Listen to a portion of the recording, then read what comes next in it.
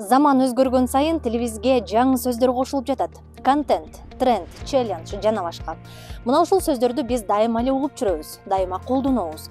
Бирок бул сөздөрдүн маанисин ар ким ар башкача түшүнөт экен. Биз дал ушул кызыктуу сөздөрдүн маанисин элден сурамжылоо жүргүзөлү. Ал эми сиз болсо, урматтуу телекөрүүчү, комментарийге өз оюңузду калтырууну унутпаңыз. Биз сөз таануу көрсөтүүсүнөн келип атабыз. Контент деген сөздүн мааниси эмнени түшүндүрөт? Билбейт. Контент дегенди укканбызбы? Уккам. Эмнени түшүндүрөт ал? Билбейт. Контент деген мен түшүнүгүм боюнча бул соц баракчалардан алынган сөз болсо керек. Анан эми анын контентсе бир настрой, ошо соц баракчалыктарда бир настройду кармайбыз деген нерсени түшүндүрсө керек. Мен оюмча. Сиз контент жасайсызбы? Мен контент жасабайм. Кандай контенттеги видеолорду көрөсүз мисалы? Көбүнчөсү эми мындай орусча айтканда развлекательного характера эле көрсөм керек. Себеби соц баракчаларга өзү мындай бош отурганда эле эс алуу максатында эле кирем, ошол эле. Бизге көргөзө аласызбы? Мына өзүбүздүкүлөр эле чыгат экен. Өзүбүздүн хит болгон мэрибиз. Ушуга окшогондорду көрүп, шаарыбыз өнүгүп атат экен деп эле сүйүнүп эле отурабыз. Эң сонун, демек сиз ар түрдүү тармактагы видеолорду көрөсүз, Рахмат, ыраазычылык билдиребиз. Контент деген эмне? Контент бул өзүңүн личный блогуң өнүктүрүү, интернет тармагында элге таанылуу деп ойлойм. Контент жасайбызбы? Жок. Кандай контенттеги видеолорду көрөбүз көбүнчө? Көбүнчө спорт жагында, волейбол ошондойлорду көрөбүз. Контент бул маалыматтын, мазмундун ар кандай түрү. Ал видео, текст, сүрөт, аудио же графика түрүндө болушу мүмкүн. Негизинен санарик мейкиндигинде, тактап айтканда, интернетте, социалдык тармактарда, медиа платформаларда кеңири колдонулат. Сөздүн келип чыгышы. Контент англис тилинен алынган сөз. Ал мазмун, мааниси, ичиндеги нерсе дегенди билдирет. Ал латын тилиндеги сөздөн алынган. Канааттануу, ичине камтыган нерсе дегенди түшүндүрөт. Контент качан жана кандай колдонулат? Социалдык медиада, журналистикада жана медиа тармагында, маркетинг жана бизнес чөйрөсүндө, күнүмдүк жашоодо. Контент бул интернеттеги же массалык маалымат каражатындагы бардык маалыматтык мазмун. Ал креативдүү, пайдалуу же жөн гана көңүл ачууга багытталган болушу мүмкүн. Сиз кандай контентти көбүрөөк көрөсүз? Комментарийге калтырыңыз. Reels. Инстаграмда чыккан рилстерди түшүнөм. Сиз кандай рилстерди көрөсүз көбүнчө? Смешной, анан кийин повседневный, жизненный болгон нерселерди көрөм. Азыр көргөзө аласызбы бизге? Да, могу. Өзүңүз кандай видеолорду көрөт экенсиз? Кайсы жактан? Инстаграм, ТикТок же Фейсбук? Инстаграмдан көрсөтөм. Например, такие. Сонун көрүнүп атат да? Өткөрөбүз дагы. Да кандайларды көрөбүз? Сонун. Күнүңүздүн канча убактысын ушундай рилс көрүүгө жумшайсыз? 3-4 саат, не больше. Reels Ал эмне? Инстаграмдагы видеолорду. Reels деген ошо, контентте видеолор чыгат го ошолор да. Эң сонун. Рилс тартабызбы? Жок. Такыр тарткан эмеспиз? Такыр тарткан эмесмин. Reels. Reel деген өзү мындай реально деген сөз. Инстаграмга, ТикТокко киресизби? Ооба, Инстаграмга кирем.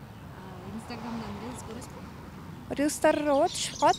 Reels ошондой жанагындай узун болгон видеолорду Reels деп коетпу же кандай? Reels деген ал видео да. Инстаграмда видео болот го. Ушундай видеолор. Сиз да Reels тартып турасызбы?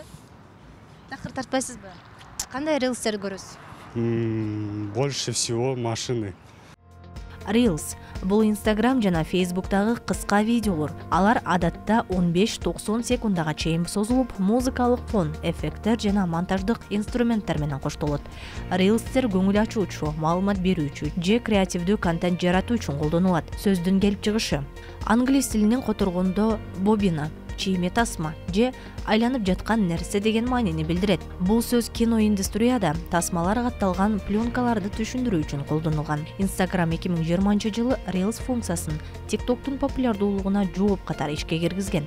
Бүгүнкү күндө Reels Instagramдагы эң популярдуу форматтардын бири. Ал контент жаратуучуларга, бизнеске жана кадимки колдонуучуларга кеңири аудиторияга жетүүгө жардам берет. Сиз Reels көргөндү жактырасызбы же өзүңүз тартып чыгарасызбы? Мисалы үчүн челлендж. Бирөө утулуп калса, приказ берип, мондой кыл деп, же 1 литр майды ич деп, ошолор челленджге кирет. Челлендж деген эмне билесиңби? Билем. Ал эмне? Участвовать этет эмеде. Эки адам бири-бири менен соревноваться этет. Челлендж бул кыйынчылык жараткан же кызыктуу сынак, тапшырма. Адатта социалдык тармактарда белгилүү бир иш-аракетти аткарууга чакыруу катары колдонулат. Челлендждер көңүл ачуу, мотивация берүү же кайрымдуулук максатында уюштурулушу мүмкүн. Сөздүн келип чыгышы: челлендж англис тилинен которгондо чакырык, сынак, кыйынчылык деген маанини билдирет. Орток кылымдарда бул сөз саясий же аскердик каршылык көрсөтүү маанисинде колдонулган. Бара-бара челлендж сөзү спортто, оюндарда жана социалдык медиада популярдуу болуп кеткен. Сиз кандай челлендждерге катышып көргөнсүз? Дедлайн. Уккам, бирок неме смыслын түшүнөрбүм. Кайсы жакта укканбыз? Эстей алабызбы? Человек обществодан өтөт болсо керек. Эмнени түшүндүрөт дедлайн деген? Билбейт ким. Ойлонуп көрөлүчү бир аз. Дедлайн. Не знаю. Дедлайн укканбыз. Ал эмнени түшүндүрөт? Мен укканым мультиктен көргөм да, дедлайн дегенди. Ал кандай айтсам, жана бир нерсе кеч калып атканда дедлайн келет дешет го, ошондой мааниде да. Дедлайн бул мен оюмча ар кандай ар кайсы тармактардагы, то есть ар кайсы булактардагы маалыматтар, мындайча айтканда, ошол маалыматтар камтылган ошол бир тармак. Ушундай деп ойлойсуз, Дедлайн бул белгилүү бир ишти же тапшырманы бүтүрүү үчүн акыркы белгиленген мөөнөт. Эгер дедлайн өтүп кетсе, иш кечигип, жоопкерчилик күчөйт.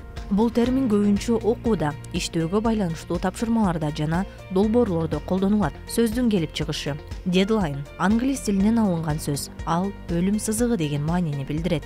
Бул термин 19-кылымда түрмөлөрдө колдонулган. Аскердик лагерлерде жана түрмөлөрдө белгиленген чек ара сызыгы болгон.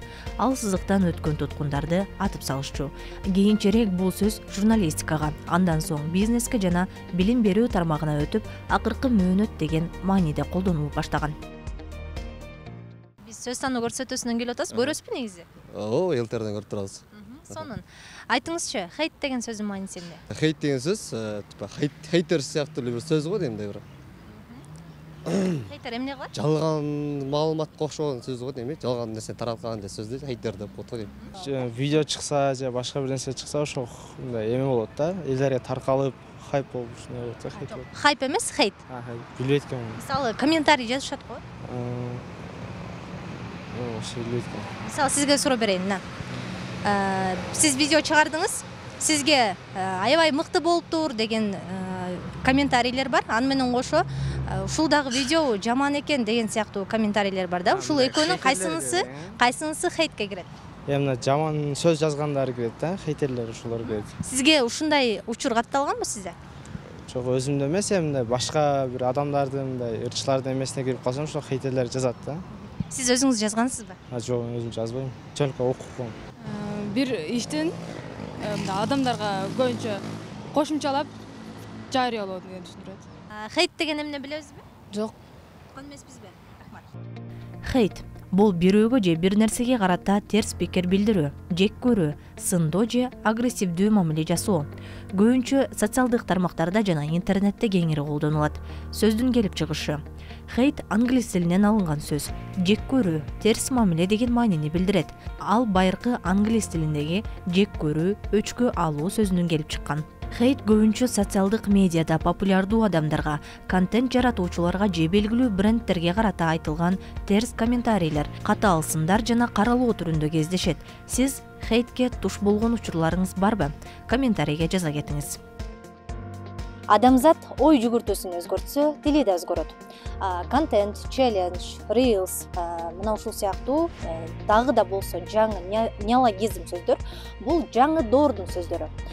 Биз мына ушул сөздөрдү колдонуу менен өзүбүздү өзгөртүп жатабызбы же дал ушул сөздөр биздин тилибизди өзгөртүп жатабы?